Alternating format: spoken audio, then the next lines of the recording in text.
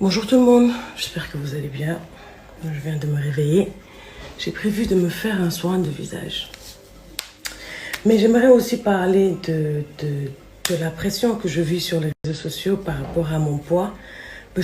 Parce que depuis quelques temps, je vis une espèce de grossophobie, mais grave venant des internautes. Et franchement, il faut que j'en parle parce que ça me ronge à l'intérieur. Pourtant, avant, j'ai ressemblé à ça. Et j'ai toujours fait attention à moi. Les photos que je vous ai partagées, c'est des photos après que j'ai une fille. La dernière photo que j'ai partagée, ma fille devait avoir 3 ans. Et pourtant, j'étais toujours bien dans ma peau. Et je suis bien dans ma peau. Seulement, ça, c'était avant que je ne fasse la série Maîtresse d'un homme marié.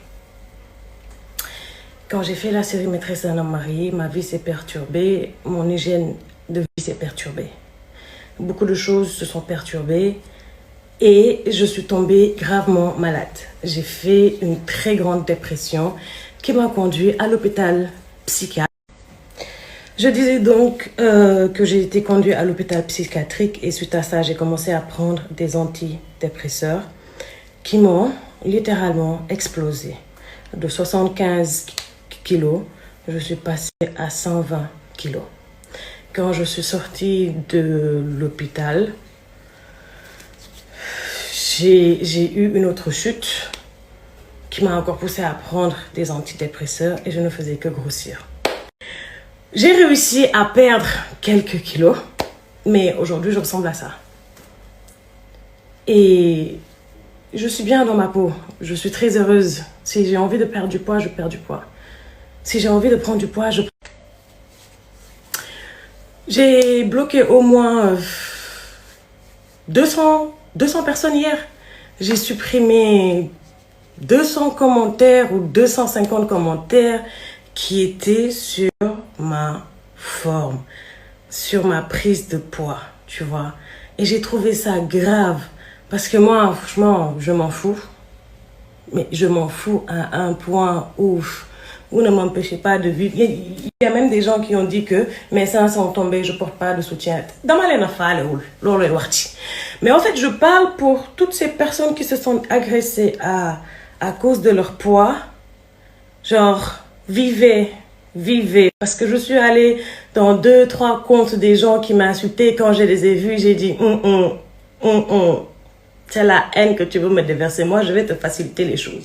Je te bloque, je supprime. Quelques pages ont repris ma photo et l'ont postée. Et là-bas aussi, ça a été le déchiquetement total. Ça a été le déchiquetement total de ma façon de m'habiller, mes chaussures. C'est-à-dire, les gens ne vous laissent rien, en fait. Rien.